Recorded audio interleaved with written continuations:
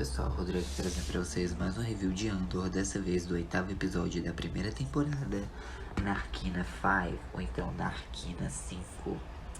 Esse episódio que inicia mais um arco narrativo da série, né, que provavelmente é o arco de Narkina, então vamos embora.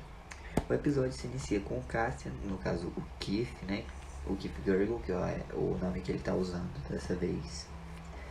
E ele tá sendo levado, né, por alguns Short Troopers pra uma fila lá e tal, que aí tá separando os culpados, os prisioneiros, para vários planetas diferentes. Ele se apresenta, né, com o Keith Gurgle de Darius Clara, e ele é designado para o planeta de Narkina 5, Narkina 5.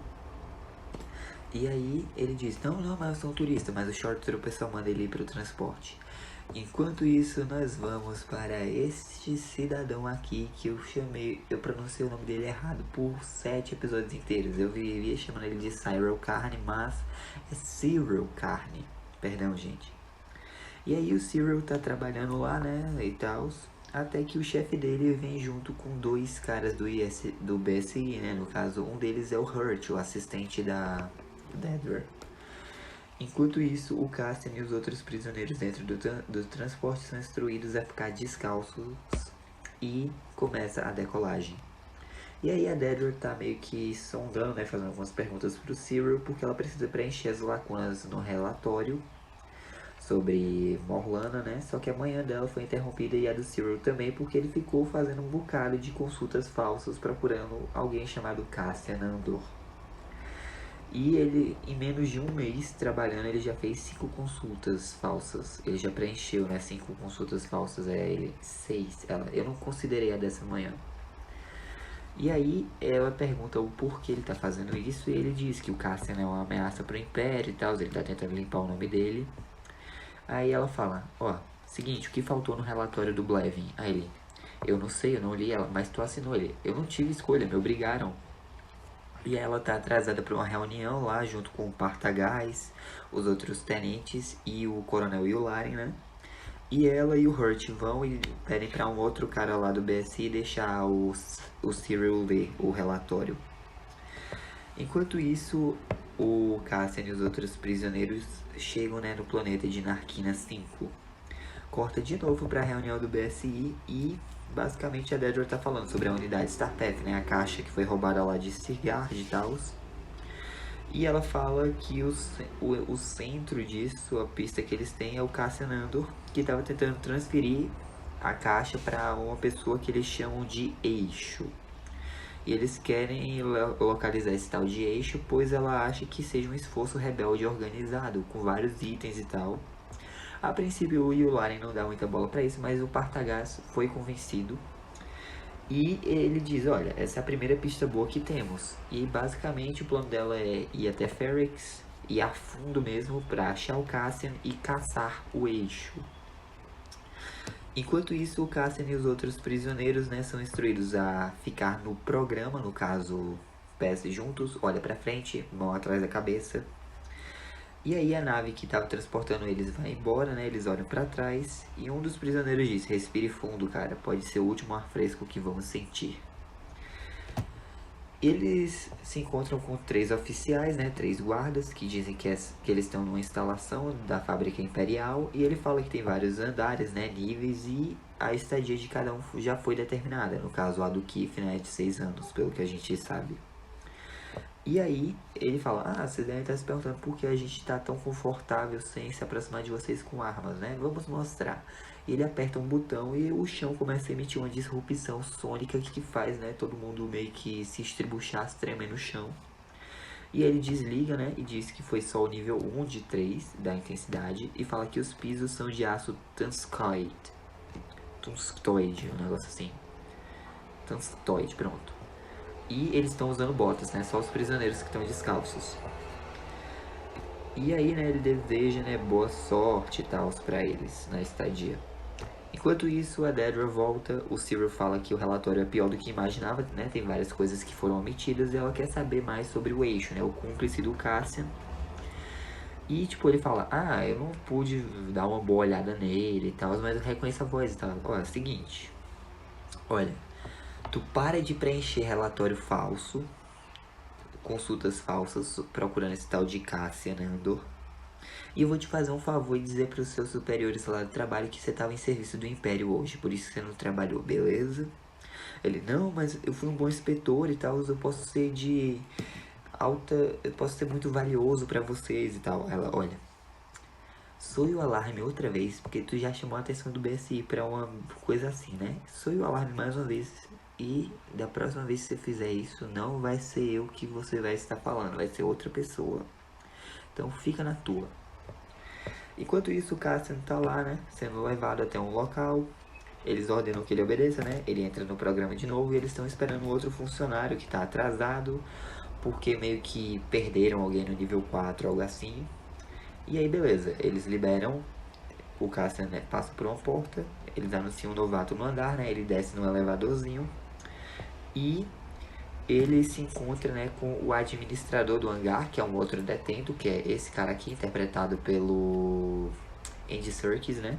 Se não me engano é esse o nome do ator. E ele basicamente fala que ele agora faz parte da unidade 52D. Nível 5, sala 2, D é o turno de dia. E que nesse complexo, né, de Narquina 5 são 7 níveis, 7 salas por nível, 7 mesas por sala e 7 homens por mesa. Ele é o administrador Kino Loy e ele é o responsável por todos os 49 detentos daquela sala, né? E aí o Cassian vê, né, o guarda indo embora, ele diz, não, relaxa, ele não vai voltar, você é meu agora. Eles só voltam pra pegar os corpos dos mortos ou trazer novatos. Seguinte, são 12 horas de turno, a produtividade é incentivada e a variação é constante. Você vai ficar na mesa 5 e nós costumamos ter disputas aqui. Disputas entre mesas na sala e vocês disputam entre si e eu disputo contra todas as salas do mesmo andar. Eu tenho mais de 249 dias de serviço e eu administro essa sala do jeito que eu quiser. E aí o Kino mostra, né, a mesa 5 e o Cassian é apresentado aos colegas de mesa dele. O Jambok, o Sol, o Show, né, o Taga, o Olaf, o Han e o Ruscott Melshi, que é esse cara aqui embaixo. E se vocês acham ele familiar, ele é aquele rebelde que apareceu em Rogue One, foi o responsável pela extração da Jean lá no começo do filme. Ele é mó parceirão do Cassian e é bom ver, né, que os dois já se conheceram aí. Então a gente sabe que esse arco provavelmente vai ter uma fuga na prisão, né, algo assim, e o Melt vai junto com o Cassian. Mas enfim, né. E aí basicamente eles ficam montando algumas coisas lá, né? E um novo ciclo se inicia e a mesa que ficar em último lugar vai ser disciplinada. Enquanto isso, tá tendo outra festa lá na casa da Mon, né? E ela tá lá com o marido dela, o Perrin. O Tay chega, eles conversam e tal sobre os tempos antigos. O Perrin se ausenta, né? E aí a Mon, ela começa a falar com o Tay sobre o banco e ele diz que tá cada vez mais difícil. E aí, tipo, a Lida aparece procurando o pai e tal. Ela diz, não, tá. E ela até pergunta, né, se o Tay vive ali. Ele, tô começando a amar Coruscant e tal, mas enfim. E basicamente o banco não tá facilitando. E a Mon, ela não escondeu todo o dinheiro que ela tirou, né? Basicamente tem cerca de 400 mil créditos que estão ali, né, que ela movimentou, que não estão escondidos. Mas o Tay diz que vai arrumar uma desculpa e ela é chamada por um outro senador lá e tal, porque ela fez essa festa, essa reunião para angariar votos para meio que contrapor uma coisa que o Palpatine tá ordenando lá e tal, se propondo. Enquanto isso, os prisioneiros, né, do nível 5 estão alinhados. E o Cassian, ele vê, né, o Taga meio que fazendo alguns gestos pro vidro. E ele olha pro vidro também, do outro lado tem outros tubos com outras filas, com outros detentos. E um outro detento tá lá fazendo gestos pro Taga também. E a gente vê, né, várias filas em vários níveis, pois é. E aí tá lá a Mon debatendo com outros senadores sobre o Imperador, blá blá blá. Corta de novo pro Cassian. E o Shaw, né, ele tá mostrando pra ele que tem sensores no chão das celas. Quando tá a luz branca quer dizer que é frio, quando tá a luz vermelha é quente. Se eles saírem da cela no horário não permitido, vão ser fritados. Pois é. E aí, né, o Jambok apresenta a cela do Cassian e diz, tem tudo que você precisa aqui. Tem um barbeador, tem pia, tem cama, essas coisas, blá blá blá, são trocadas todo dia e a comida é servida pelo tubo. Relaxa, você vai se acostumar. Eles querem que a gente esteja bem nutrido e a mesa vencedora recebe sabor. A mesa em último lugar é frita. E aí, né, eles começam a perguntar, né, pro Cassian. Inclusive eles mostram, né, meio que um painel lá com um número que é o número de dias que ele vai ter que servir, no caso, os 6 anos completos, né. E eles falam que, ultimamente, o número da sentença deles foi dobrado, aumentou, né, por causa do lance lá de Eldani. E eles perguntam pro Cassian, né, no caso pro Keith, se ele sabe de alguma coisa, mas ele nunca ouviu falar, né, sobre o DSOP, que é a Diretiva de Sentença de Ordem Pública, que foi instaurada, né, por causa do roubo à guarnição em Aldani. E aí, né, tipo, o Melch, ele fala, é o seguinte, a gente só vai ficar aqui, não liga pra esses números não, eles podem dobrar, triplicar, sei lá. A gente só fica aqui até quando eles quiserem, eles vão nos descartar. Mas aí o Linus separa os dois, né? E todo mundo meio que volta para as celas, porque já acabou o turno, todo mundo vai ter que dormir. E o Lino pergunta, né, para o Cassian se ele não é sonâmbulo, né? Corta de novo pra festa da Mon, ela se junta com o Perrin, um casal lá e tal, eles estão apreciando a vista. E a gente descobre que eles se mudaram pra Coruscant quando ela virou senadora, né, quando ela tinha 16 anos. E perguntam se eles se conheceram lá em Coruscant, só que na verdade não. A Mon Mothma e o Perrin Furta, né? Eu acho que é Furta o sobrenome dele, deixa eu ver aqui. Deixa eu só conferir, tá, gente? Pra ver se eu não tô passando informação errada para vocês. Perrin Furta. Eles se casaram com 15 anos de idade, pois é uma tradição lá de Chandrila, né? Ou seja, eles já eram um ano casados.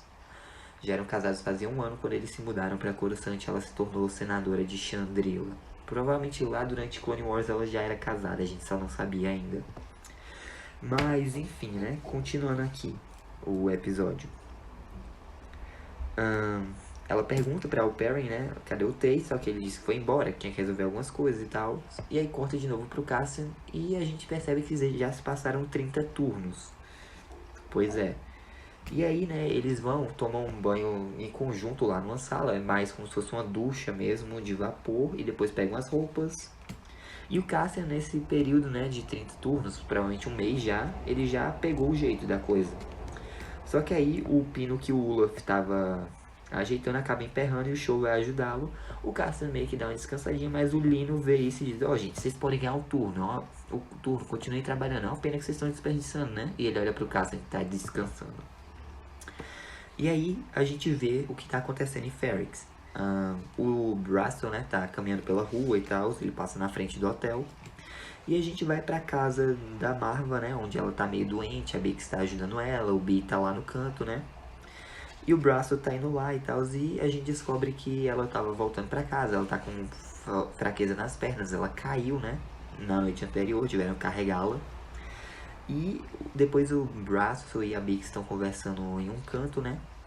E basicamente ele pergunta o que ela estava fazendo. Ela tentou meio que arrombar uma porta velha lá pra meio que os rebeldes passarem, porque agora ela é uma rebelde e tal. O Braston pergunta, né, se ela não pode ficar com as filhas de Ferrix, já que ela é uma ex-presidente e tal. E a Bix responde, sim, elas já tentaram, mas ela deixou bem claro o que ela quer. E aí, né, o Braston pergunta sobre o Cassian, né, ela... Pera, você também não sabe onde ele tá, né? E aí elas estão sendo observadas pela Vel. E uma mulher entra lá, né, no local que a Vel tá. E a Cinta, é bom que elas se reuniram de novo, né? Mas enfim, elas estão conversando. E a Cinta fala que ela encontrou um local ali na rua que tá pra alugar um quarto. E aí, basicamente, elas meio que ficam num debate, porque elas duas juntas no local poderia acabar chamando muita atenção. Então a Cinta, ela quer ficar, mas ela diz que a Vel tem que ir embora. E aí, tipo, elas ficam, o que é que a gente é e tal, eu achei que a gente valia mais. Mas a Cinta diz, eu posso muito bem ser uma rica fugindo da família. Ela, uau, isso é pesado, né? Ela, você sabe que eu priorizo a luta em primeiro lugar, o resto é com a gente e tal. Eu sou um espelho, Vel. Você me ama porque eu mostro o que você precisa ver. E aí, né, as duas observam o Brasso se despedindo da Bix. Ele volta pra dentro da casa da Marva, né, pra cuidar dela, enquanto a Bix vai embora. Ela vai até o pátio lá, né, onde o Salman trabalha, diz que é urgente e tal, que ela precisa usar o comunicador. Ele diz que não acha que é uma boa ideia, mas ela usa.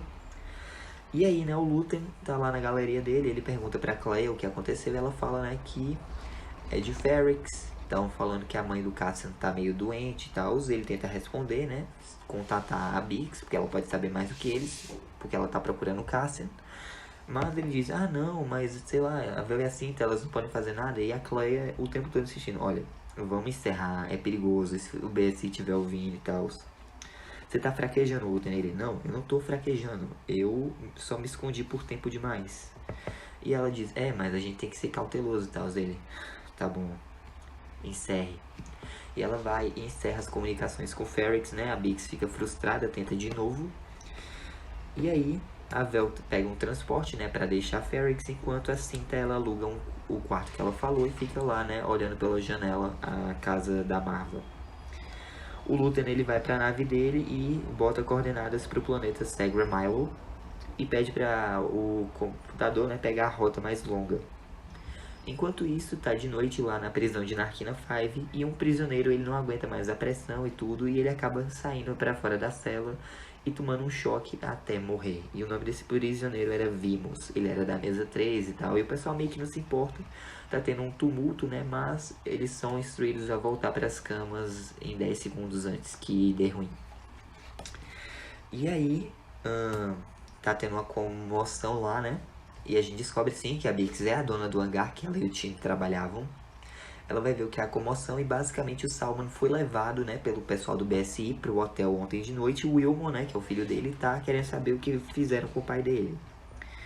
E aí, no meio dessa comoção, né, o Capitão Tigo acaba reconhecendo a Bix e o Brasso, né, pede pra ela ir até o Zorb. A Bix começa a correr, ela é perseguida, né? E aí corta pra o Luthen chegando em Segra Milo e a gente vê lá os Partisans, né, os Partições, que são o grupo do Sol Guerreira. E aí, né, ele e o Luthen estão meio que perguntando um pro outro, né, se eles tiveram envolvimento com a Aldhani ou não. Os dois estão negando, ele, mas vamos concordar, aquilo foi uma obra-prima, né. E aí o Luthen diz, cara, você tem que parar de brigar com as pessoas que estão do mesmo lado, né, vamos tratar de negócios. E aí ele fala as coisas que ele tem, incluindo 3 defletores de mira, né? E aí o Sol, ele fica interessado, pergunta qual é o preço do Luthen, ele, Entel Krieger. Ele precisa de suporte aéreo para uma missão lá contra o Império e tal. Nós temos que nos unir, Sol. E tipo, o Sol, ele tá negando e tal, porque a gente sabe que ele prefere trabalhar sozinho, ele tá enlouquecendo aos poucos, né? E ele começa a citar um monte de nome de células rebeldes e fala que todas estão perdidas. E aí ele grita, né? O que você é, Luthen? E aí o Luthen admite que ele é um covarde e tal, e tem medo que o Império fique forte demais se eles não fizerem algo e tal.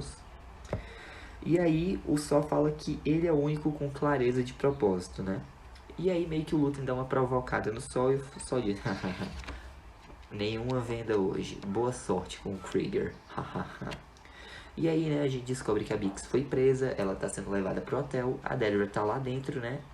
E ela pede pra que o Capitão Tigo deixe o Salman em vista até a Bix vê-lo e depois tira ele da sala, né? A Bix fica chocada a ver o estado que o Salman tá.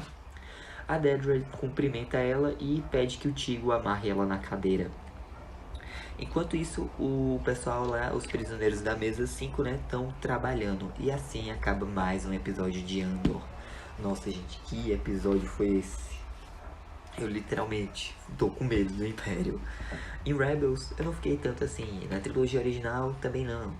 Mas, cara, com certeza Andor tá trabalhando muito bem nisso. Mas é isso, a review fica por aqui. Espero que tenham gostado. Deixa um like, se inscreva, ativa o sino para perder nenhum de novo. Fique com Deus, coração, Jesus te ama. Um forte abraço, até a próxima e que a força esteja com vocês. Falou! Oh, I'm gonna do this on my own. No point in blaming you, you did not know. Oh, I thought you were the one for me. That's why I give you everything.